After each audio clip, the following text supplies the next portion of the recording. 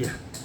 2500년경에 부처님께서 이제 열반에 드시고, 그리고 나서 이제 불교가 뭐 초기 불교, 원시 불교, 운파 불교 하면서 점점 이제 막, 그리고 아소카 왕이 나와갖고 부처님의 유적지마다 탑을 세우고, 그 탑에다가 글자가 들어갔다는. 그리고 보면은 부처님이 돌아가시고 얼마 있다가 글자가 만들려 들어오고, 200년 전에는 아소카 왕의 거기 탑에 글자가 있는 걸로 봐서 충분히 이제 문자 시대가 되었다.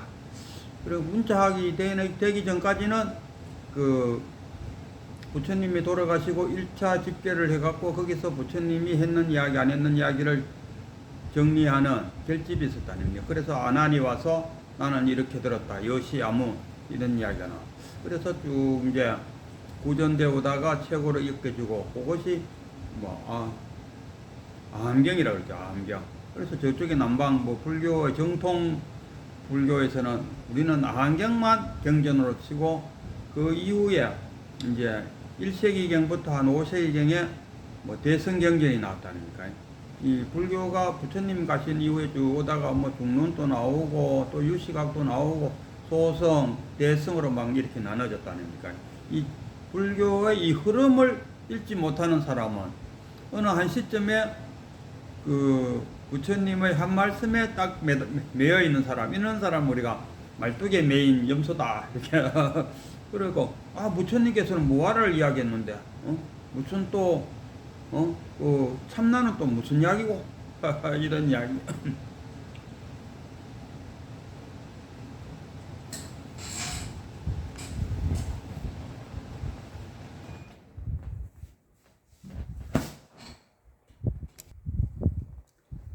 예.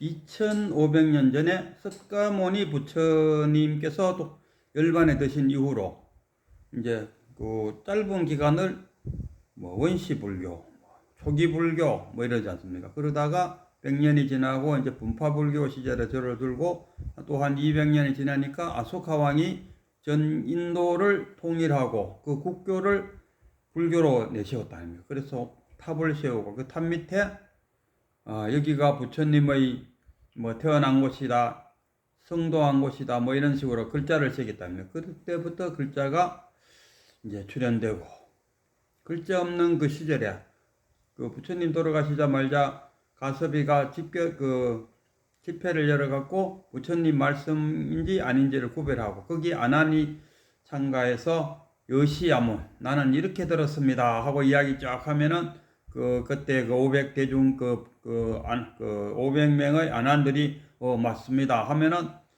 부처님 한 이야기로 통과되고, 그래서 하는 암경이 만들어졌다. 구전된 일이 오고 있었다. 그러다가 문자가 들어옴으로써 이제 불교가 소승불교에서 대승불교, 중론 또는 유식학파 이런 식으로 불교가 쫙 발전되죠. 그리고 그 중에서도 용수보살이니 우리나라 성철스님이니 승상스님, 부처님보다 못지않는 또 그런 지식인들이 나타났다. 무착인가 중론, 그 다음에 유식학파 이런 것들이. 그래서 만약에 그 불교의 흐름을 읽지 못한다면 우리 이런 이야기 잘해요. 좀 거사 좀 되는 분이 꽤 도울도 그러더만. 어떤 강의에서 도울도 아니 무아라 했는데 무아가 어떻게 윤회를 할까? 또는 무한대야 참나란 건 또 뭐고 이런 식으로 이야기하더라고. 그거는 이 불교의 흐름을 모르고 있다. 그때 그 사용되어지는 용어,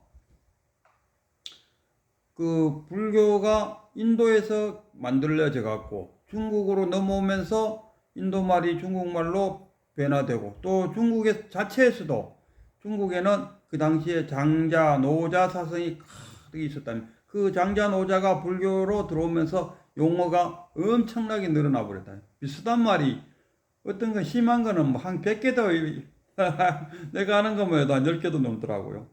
부처님을 부르는 명칭이 벌써 10개잖아요.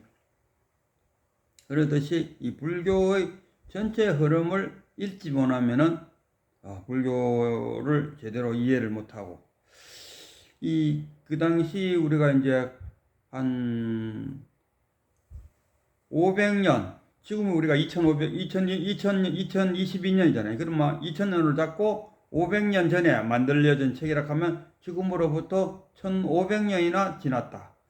어떤 책이 하나 만들어졌는데 그것이 사장되지 않고 1500년 동안 베스트셀러로서 지금까지 이어지고 있다. 우리나라 그 초기도 1910년, 20년, 30년 이때 그 뭐 현진건이니 뭐 이런 그 벙어리 삼룡이 뭐 단편 소설이 꽤 있었다면 그것도 지금 또 간간히 그래도 읽혀지고 있기는 합니다. 우리가 그 황순원의 소나기, 우리 초등학교 때 배웠던 그 황순원의 소나기 이런 것들도 간간히 전해지듯이 베스트셀러가 됐는데, 그래서 1500년 전에 만들어진 이 책이 지금 또 불교계 안에서는, 불교 성가대학교에서는 교과서로 쓰일 정도로 아직도 인기를 누리고 있다면 그 안에 내용물은 우리는 별로 그렇게 잘 모르지만은 그 불교 쪽에서 바라다 볼 때는 괜찮은 아주 훌륭한 책으로 인정받고 있지 않았을까. 그 많은 이제 경전들 중에서 그 하나가 대성기신론이라는 이 책이 있어요. 대성기신론은 경전이라고는 하지 않는데 각 경전에서 좋은 것들을 쫙 뽑아갖고 불교를 이해할 수 있도록 만들어진 논서다.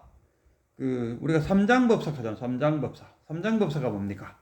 경전에도 능하고 또 계율에도 능하고 그리고 경전을 논설해 놓은 논서에도 능한 사람을 우리가 삼장법사라 그러는데, 대성기신론은 경전은 아니지만 논서에 들어간다 이런 이야기입니다. 그 논서가 우리나라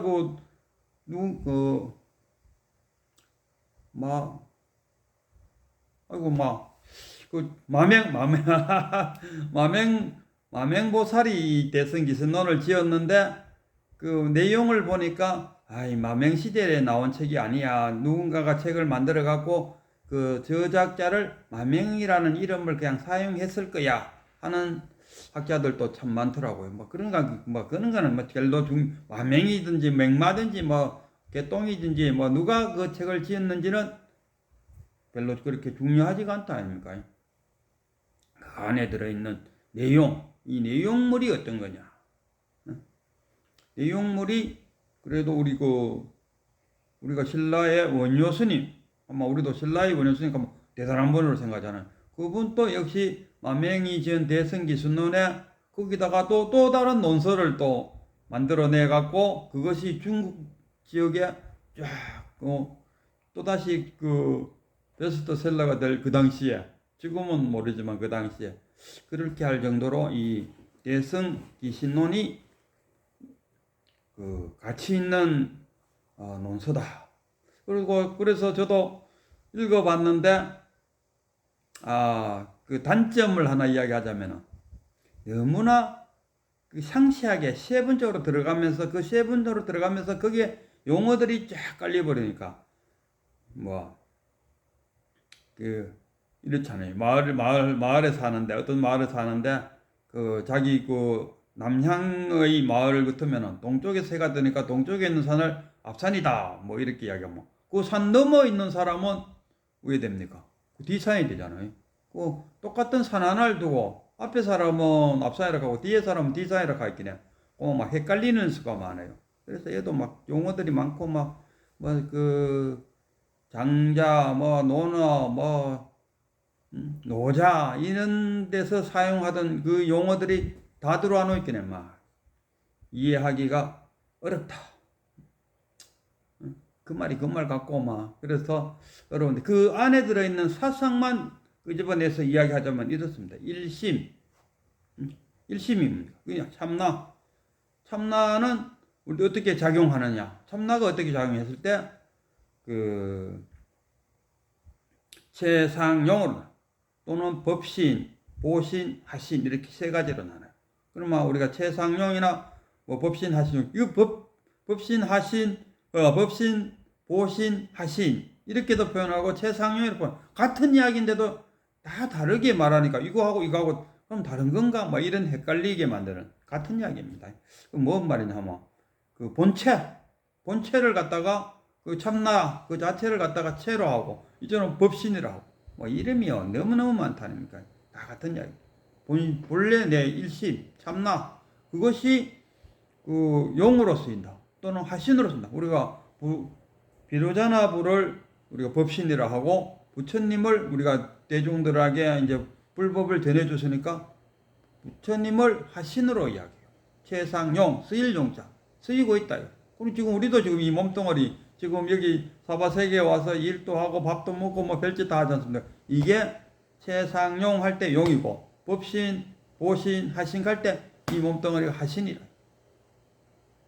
그럼 뭐 법신, 보신, 하신, 최상용 할 때 보신이나 상은 뭐냐 이거라. 저기 기독교에서도 그 뭡니까? 그 세 가지 하십니까? 성신, 성령, 성자. 어떻게 하면 이 불교하고 기독교하고 그렇게나 닮았는지 몰라요. 불교에서 말하는 성령을 받아야 된다. 이 성령이 뭐냐? 우리가 법신을 갖다가 그 지혜의 덩어리, 부처의 덩어리, 그 진여장 뭐 이러지 않습니까? 거기에 지혜 덩어리가 있는데 그게 법신이라. 그 지혜 덩어리가 전달돼야 될 거 아닙니까? 우리가 하신이 또는 용이 스님이 있을 거 아닙니까? 그 전달해 주는 것이 보신이다. 또는 최상용 할 때 상이다. 이런 이야기. 우리가요 뭔가를 하려고 할 때 얼른 결정이 안 내릴 때 우리가 곰곰이 생각하고 있지 않습니까? 이렇게 할까 저렇게 할까 생각하고 있는 와중에 또는 그 막 바위 밑에 가서 막 찬물 한 그릇 떠놓고 빈다 아닙니까?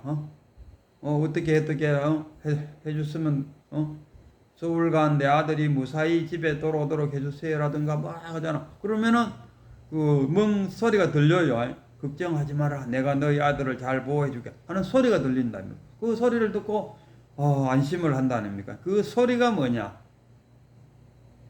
법신, 보신, 하신 또는 최상용 뭐 이렇게 나눌 때 그게 보신. 또 다른 어떤 비유를 한다고 하면 물가에 나갔는데 하늘에 보름달이 뜨는데 물속에도 달이 보인다 아닙니까? 그런데 구름이 와서 그 싹 덮어버리면은 물에 달이 사라진다 아닙니까? 그건 뭐냐? 물과 달과를 연결시키는 빛이 끊어졌기 때문에 안 보이잖아요. 그 빛이 뭐냐? 최상용 할 때 상이고 또 법신, 보신, 하신 할 때 그게 보신이다. 이렇게 표현해요. 그리고 이제 또다시 지금까지 내가 대신 기신론 읽었는 것을 제가 이해된 것을 이야기 드리면 이래요.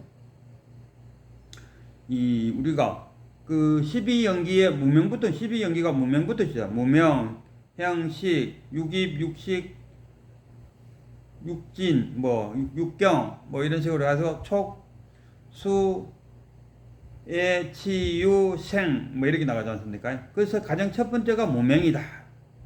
우리가 무명이 어디서 오냐? 내가 완전히 구족되어 있다는 것을 모르면서 망념이 생겨난다. 그래서 일심이 갈라지면은 아이고 이거 뭐야? 전화가 와서 일심이 갈라지면은 진여문과 생멸문으로 나눠진다 아닙니까? 그래서 지금 진열문에서는 방금처럼 그렇게 세계 최상용으로 또는 법신, 하신, 보신이 되는 거고 이 망념이 일어난다. 그래서 우리가 깨닫는다, 참나를 찾는다. 참나를 찾는 것은 뭡니까? 진여문과 그 생명문으로 나누어지기 이전의 그 일심으로 돌아가는 것. 그것이 참나를 찾는다. 이런 이야기거든요. 그래서 참나를 찾기 위해서는 자신의 번뇌망상을 자각함으로써 그 일심으로 돌아간다. 그러면은 자신의 번뇌망상을 자각하는 방법에는 뭐가 있느냐? 그 방금처럼 수행하는 데 있어서 이 자선을 해서 그 자신의 번뇌망상을 지켜보고 그 번뇌망상을 사라지게 해야 된다. 그 번뇌망상을 사라지게 할 수 있는 그 힘이 불지견이다. 그럼 불지견은 어디서 얻느냐?